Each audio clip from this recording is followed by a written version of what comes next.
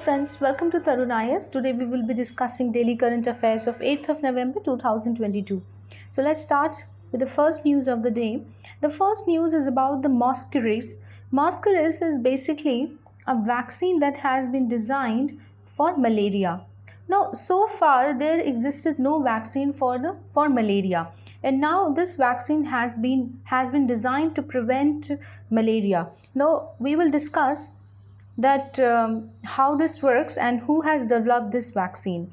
So what is important from the prelims perspective, that you remember the name MOSQUIRIX, and it could be asked in the prelims that MOSQUIRIX was seen in the news and it is related to what and which of the following statements is correct related to MOSQUIRIX. This kind of questions could be framed, as this kind of question has been asked earlier in the UPSC examination.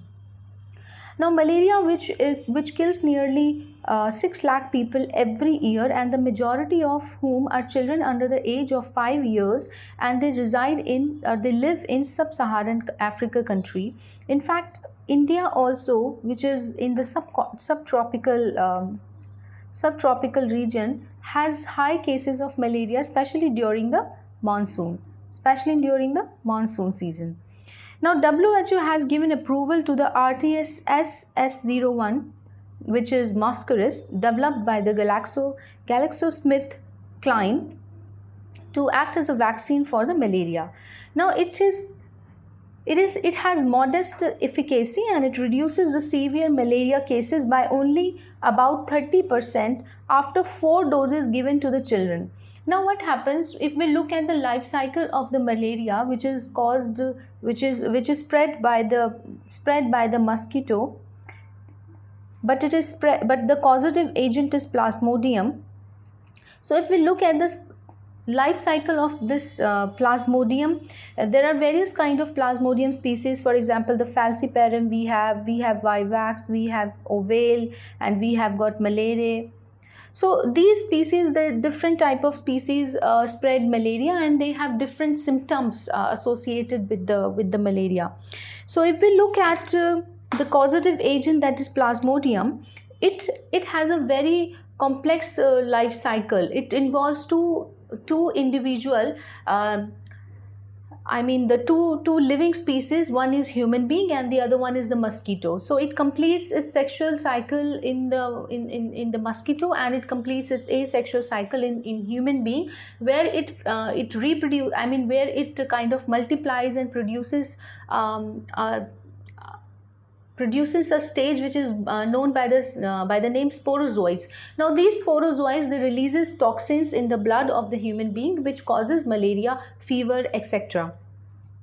So thus it was difficult to analyze the stage, and it was difficult to prepare a vaccine specific for a particular stage. That's why there existed no vaccine so far for the malaria, and it nearly took 30 years and approximately $700 million to have this breakthrough. However, the MOSQUIRIX, it fails to meet the WHO's own benchmark for the malaria vaccines. However, still this has been given approval. The R21 Matrix M, developed by the University of Oxford in the UK, it demonstrated an efficacy of 70% in the phase 1 and phase 2 trials among the 450 children who volunteered for the test. Now, how does this vaccine works? Now, basically, this RTS-S and R21, they are similar, and they both contain some part of the major protein which is found on the surface of the liver stage parasite, that is sporozoite. So, when I was explaining a little, when I was giving you the brief about the life cycle of the malaria parasite, that is Plasmodium falciparum, Ovale, Malaria, and Vivax, and so they produce a stage called sporozoite, and this sporozoite is that stage which is basically plays a central role in spreading the malaria. So what does this vaccine does? Now this vaccine has this major protein which is found on the surface of the liver cell that has sporozoites. Now because it is resides inside the cell. Now this is the cell of the human being. For example, this is the hepatocyte.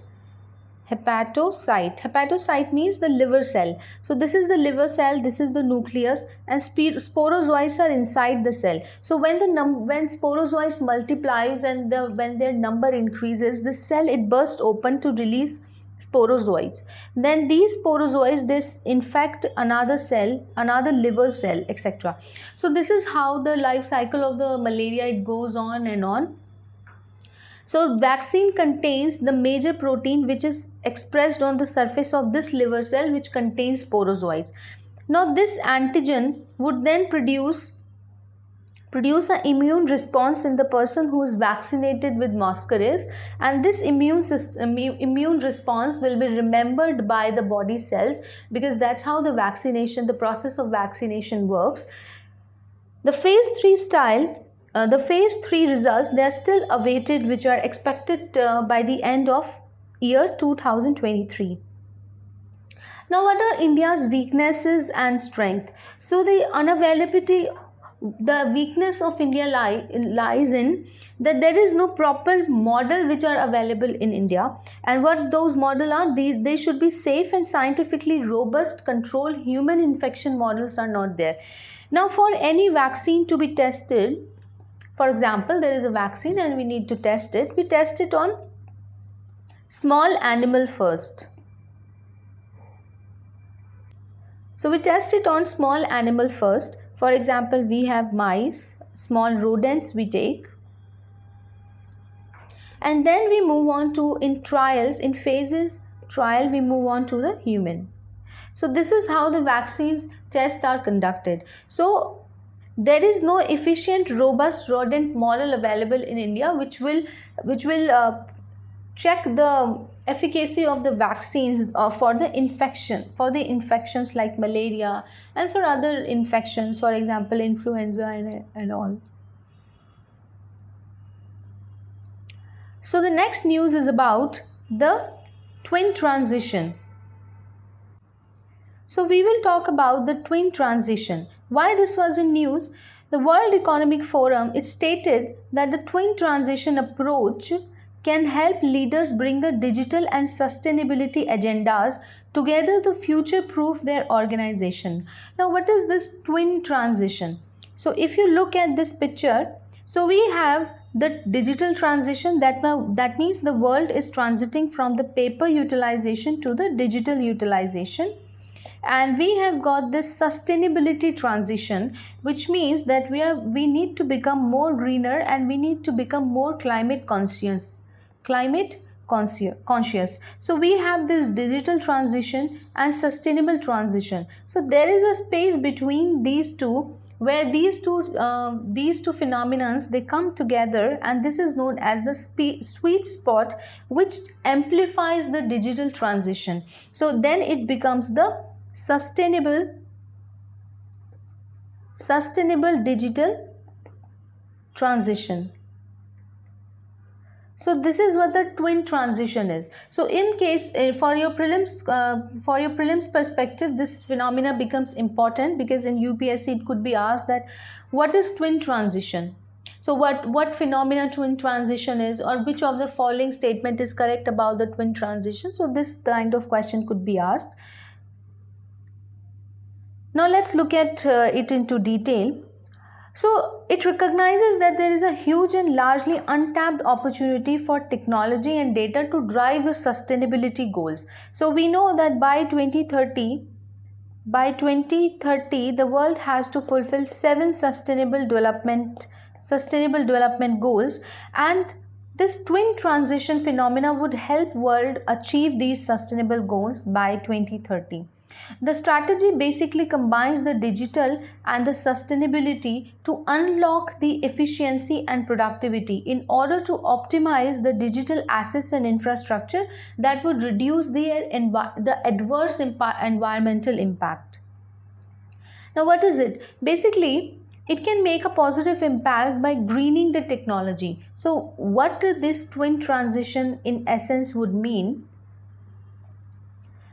That it is going to make the technology green. It is going to make the technology green and in infrastructure while accelerating the sustainability across the organizations. So let's look at a brief about the World Economic Forum. So it was established in 1971 as a not-for-profit foundation.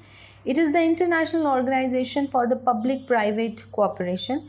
The forum engages the foremost political, business, cultural and other leaders of society to shape the global, regional and industry agendas. It is headquartered in Geneva. So the point which you need to remember about World Economic Forum, that it was established in the year 1971 as a not-for-profit foundation. It is the international organization. It is in the public-private cooperation. That means both the businesses and the government are participants.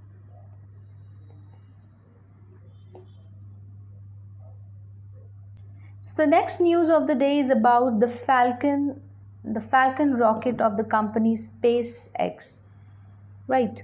So why this was in news? On November 1st, the SpaceX had launched the Falcon Heavy rocket into a geosynchronous Earth orbit from the Launch Complex 39A at the Kennedy Space Center in the Florida. Now, according to the news, this is considered as a national security space launch for the US military. The source is the Hindu. Now, what is the current mission of this Falcon rocket that has been launched? Basically, it is carrying satellite to space for the US military in a mission named as US Space Force 44. So it is carrying a satellite. Now, NASA has basically included the private players for some of the launch purposes, so that the budget can be dedicated for the research purpose and the launch can be done by these private players. For example, the SpaceX company of Elon Musk. Now they will be involved in the launch. And the NASA would do research. It will focus itself on the research. So it basically deployed two spacecraft. One is by the name Tetra 1 microsatellite, which is created for various prototype mission, and the other is for the national defense purpose. The Space System Command, it is the oldest military space organization in the US States Armed Forces. The Space System Command, which is responsible for this launch in private partnership with the SpaceX, it is responsible for developing, acquiring, equipping, fielding and sustaining lethal and resilient space capabilities. The mission is to include the launch, acquisition and operations, communication, positioning, navigation, timing, the space sensing, battle management, command, control and communication, and space domain awareness, and to combat power. The specifications of the rocket are to lifting capacity of around 64 metric tons into the orbit. The Falcon Heavy can lift more than twice the payload of the next closest operational vehicle, which is Delta IV Heavy. It has 27 Merlin engines. Merlin basically is a family of rocket engines that are developed by the SpaceX for its use on Falcon 1 and Falcon 9 and Falcon Heavy launch vehicles. The next news of the day is about the Project Arunank of BRO, which is Border Research Organization. Now, why this was in news, the processed steel slag is used to build border road in Arunachal Pradesh under the Project Arunank of the Border Road Organization. The news source is the Hindu. Basically, this Project Arunank is one of the projects under the BRO, and it was set up in the year 2008, and it is responsible for the construction and maintenance of the road in the Arunachal Pradesh. Hence, the name is Arunank. The project has been entrusted with the responsibility of creating the critical infrastructure near the border areas, and the steel slag is a byproduct of the steel manufacturing. The value-added steel slag is used for the road construction. It imparts strength to the road. It is used in road construction, and it only increases its durability. Not only increases its durability, but also reduces the cost of construction. The first steel slag road in India was built in the Surat under the Waste to Wealth initiative. Now, basically, in the steel manufacturing, this steel slag is produced. Now, this steel slag will now be used for the road construction. It will increase its efficiency, reduce its cost, and it will also increase or enhance the durability of the road. So this was the bridge that was developed, and this is the map of Arunachal Pradesh, and this is Assam, the neighboring state, and this is the region where the Project Arunank was. The Project Arunank, however, is operational throughout Arunachal Pradesh. Let's look at a brief about the Border Road Organization. The Border Road Organization is a road construction executive force in India since 1960. It works under the administrative control of the Ministry of Defense, and it develops and maintains road networks in India's border areas and friendly neighbor countries. It has been instrumental in strategic and socio-economic elevation of the northern and eastern borders. The Atal Tunnel, the Sela Tunnel, the Sisri River Bridge, the Uj Bridge, there are few projects under the BRO. And the BRO was also responsible in building the Delaram Jaranj highway in Afghanistan and completed it and handed it over to the Afghan government in the year 2008. The next news of the day is about the performance grading index, which is conducted by the Ministry of Education, has released its report for the year 2020-21. Now let's look at the key findings of the report. It is published by the Department of School Education and Literacy in the Ministry of Education, and it has released the performance grading index for the state for 2020-21. The source is the Hindu. Now basically the performance grading index, it is a unique index which is evidence-based comprehensive analysis. It is an evidence-based comprehensive analysis of school education system. So it is done for the school. It basically promotes the evidence-based policy making, and it highlights the course correction to ensure the quality of education. Now the key findings are the structure. It comprises of the 1000 points. 70 indicators. They are grouped in two categories, the outcomes and the governance management. These categories are then further divided into the 5 domains such as learning outcomes, access, infrastructure and facilities including computers, internet, etc. and toilet facilities, separate toilet facilities for the girls and boys, equity and governance process. Now let's look at the key findings of the indexes. There are total 7 states and union territories, namely the Kerala, Punjab, Chandigarh, Maharashtra, Gujarat, Rajasthan and Andhra Pradesh, who have attained level 2, that is the score between 901 to 950, as compared to none in 2017 and 18 report and 4 in 2019 and 20 report. The newly formed Union Territory of Ladakh has also made significant improvement in the PGI from the level 8 to the level 4 in 2020-21. The next news of the day is about the Tokhu Emong bird count, which is going to be the first bird documentation event in the state of Nagaland, being conducted or was conducted from 4th of November to 7th of November 2022. Now why this was in news? Because Nagaland is undertaking its first avian documentation called Tokhu Emong bird count.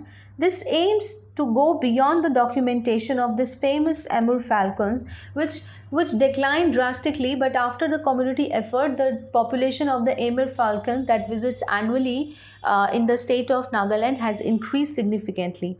This is the migratory raptor that put the state on the world birding map. Now, what is this Tokhu Emong bird count? It is Nagaland's first bird documentation event to celebrate the birds of the state. Vokha Forest Division and the Divisional Management Unit, Nagaland Forest Management Project, Vokha Nagaland Bird Count India are the participants in it. The event has been timed with the post-harvest Tokhu Emong festival of the Lotha Nagas to spread awareness about the state's avian diversity. The event, it falls within the Salim Ali bird count. Salim Ali, the famous ornithologist or the bird watcher of our country, a nationwide event being conducted by the Bombay Natural History Society, which is a very important society when it comes to conducting the nature survey. So that's it for today. Thank you so much for watching Tarun IS. Have a nice day.